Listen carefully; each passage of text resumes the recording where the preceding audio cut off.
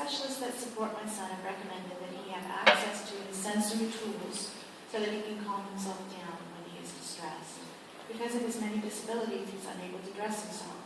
The school denied access to sensory tools and forced him to dress himself, even though because of physical disability he can't.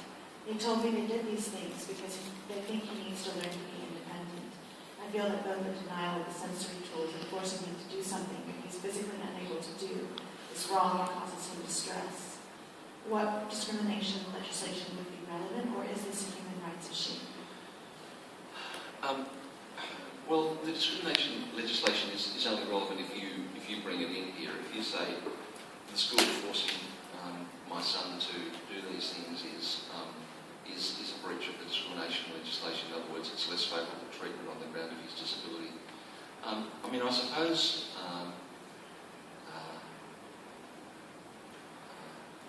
you've got to weigh. You've got to make a judgment. If the specialist says that your son should have access to these tools and shouldn't have to dress himself, I think the first thing I'd be doing is going back to the specialist and saying, well, look, I want my son to, in the longer term, become as independent as possible. And one of the things that needs to occur every day, and sometimes more often than once a day, is that humans need to dress ourselves or have some support to do that. So his independence is going to benefit if he can develop that skill.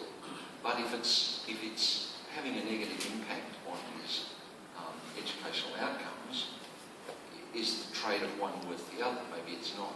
So I think the first thing I'd do is have a conversation with the specialist and say, well, your view is that he shouldn't have to do this at the moment. Would your view change in 12 months or 18 months or 2 years or 5 years, or will he for the rest of his life need support to dress himself? Can you give me that long-term picture so I can then make a judgment?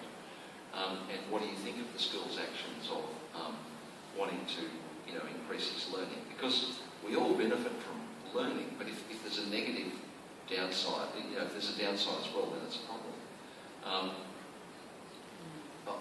In terms of the sensory tools, if the sensory tools cause him to be calmer, it's a bit of a no-brainer, isn't it, that we're going to learn better if we're calm. So if that's I can't see the downside of using those things unless it's taking away the learning time. But sometimes we have to trade off learning time for, I'm not going to learn if I'm upset, and that's not related to my disability. So someone whose disability means that they're not so calm. Surely he's going to learn better if they're calm. So I suppose trying to create that dialogue, maybe asking the specialist if they'd be available to meet with the school to have a conversation about it. They're all sort of the little things that you do before you lodge complaints, but if the school was forcing that and you thought it was inappropriate, then yes, you could argue it is less favourable.